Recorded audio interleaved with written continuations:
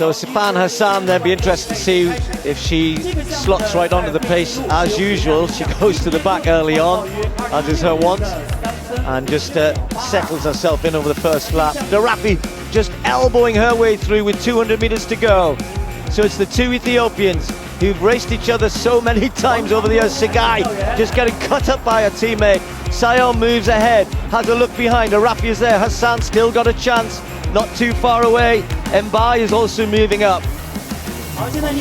But out in the lead, Sayom, has she got much left? She's looking round everywhere for danger, and it's there with Darafi, and it's there with Hassan. And Jeb Kotskai trying to get through. Nanyando it is, they're moving through on the inside, but it's Darafi with that 800 meter pace, is just about going to have enough to take this. Can she hold it to the line? She does. Darafi gets the win. And which should Genzebi Dibaba will turn up. She ran very strongly in Doha. Ran a personal best for 3,826. So 3 3/4 laps of the track then, the metric mile. Will they go with the pacemakers who have been tasked with going out in 63 and hitting 800 and 207, and then a slight slowing to 1,240, which is 4-minute pace exactly. But see, that's a lot of traffic and pushing and shoving there to get themselves sorted out after the first 150 meters. Not exactly steady pace as Dibaba grimaces now, looks up at the big screen in front of her to see what sort of damage this surge has done. And Segai looks spent. 200 meters to run, and the Ethiopian in second and third place going backwards, and Laura Muir has the world record holder in her sights. But this is more like the Genzebi Dibaba we're used to. We saw 2 or 3 seasons ago as she kicks into the straights again now, wrestling to stay ahead of Laura Muir, who has that target, the European champion, chasing hard the world record holder. But I think she's going to run out of track here tonight, or is she? It's going to be mighty close. Muir has put on a very, very determined charge to get back to the world record holder, but 60.3 there, 356.29 by Genzebi Dibaba to win by 2 or 3 meters from Laura Muir. That was a big performance from Genzebi Dibaba. So women's 1500 meters.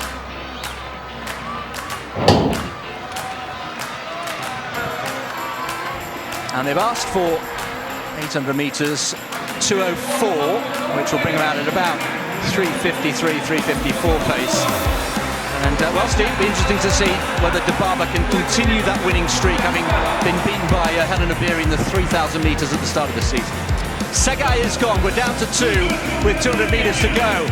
And Hassan looks really well placed here. And look at the grimace on Dibaba's face, having to work so hard. And Hassan surely mentally now must fancy her chances. Dibaba holding the inside line as she must. Hassan being forced to go round.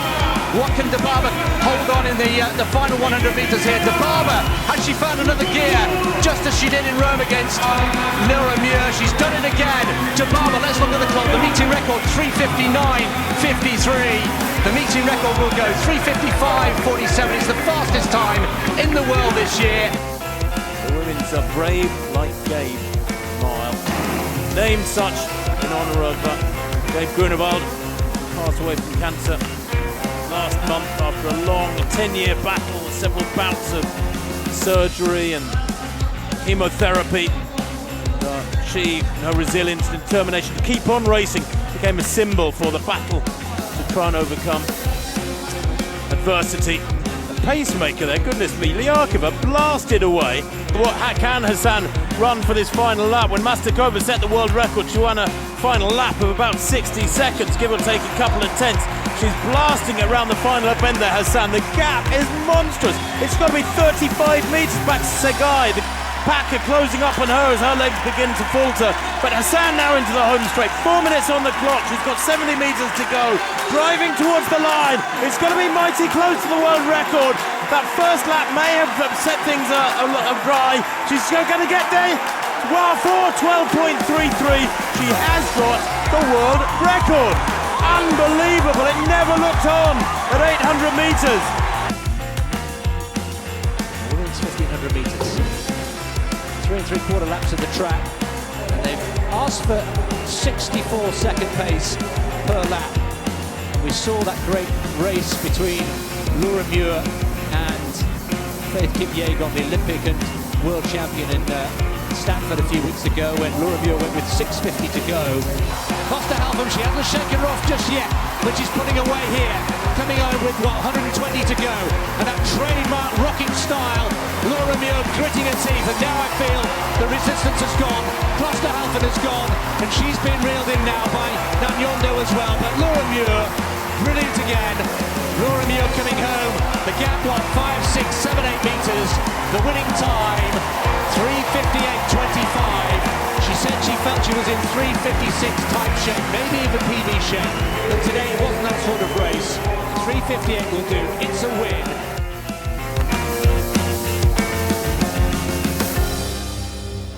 So Debu Stafford, look out for her. Mumbai from Ethiopia. Klosterhalfen from Germany. Still only 22 years old. There is Debu Stafford, the Canadian. Well, the pacing requested at 800 metres at 2:08. It's worth noting that 6 of the world's top 7 are missing here for various reasons. Of course, opportunities to clinch a place in the Diamond League final are running out, but of course the World Championships in Doha are now just less than 6 weeks away, and immediately Klosterhalfen, instantly recognisable, so slender, but she has improved immeasurably since making that move from Germany to Oregon in the United States, working as part of the NOP project. Has settled in nicely behind the pacemaker Chanel Price. Yes, difficult conditions here today with this swirling wind to some degree. Chris, for anybody covering several laps, I don't understand. Klosterhalfen, who was chasing the German record, which goes back many years, of around 4:22. That would have been very much on the cards. But they're pulling well clear of the rest of them now as they come towards the bell. Well, Klosterhalfen in one then from Germany, now based in the United States. Tracked by Debu Stafford, then a gap of about 10 metres to Ailish McColgan, and then it's Jessica Hull from Australia in pursuit. Jenna Reiki just behind her, but these two well clear. Klosterhalfen hasn't shaken off Debu Stafford just yet. It's Germany 1, Canada 2. Debu Stafford growing in stature all the time, growing in confidence, down the back straight for the last time with 250 metres to go. Klosterhalfen, just a little look up at the big screen. She's still got Debu Stafford for company here. The gap not getting any bigger, but not getting any smaller from the chasing pack, led still by Ailish McColgan. McColgan now just being taken over, but these two well clear as they come into the home straight. Klosterhalfen, we talked about the lack of finishing kick. What has she got left? Has Debu Stafford got another gear into the home straight? Klosterhalfen then, the diminutive figure from Germany. Let's keep an eye on the clock. That German record of 4:22, the meeting record 4:24, held by Sonia O'Sullivan, and she's stretching away. Away goes Klosterhalfen. She gets it, 4:21.12.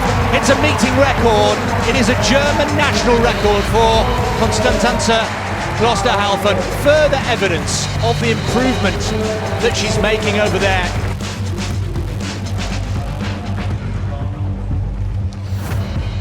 We go back to the track now, and over on the far side they're lined up for the women's 1500 metres. 15 starters.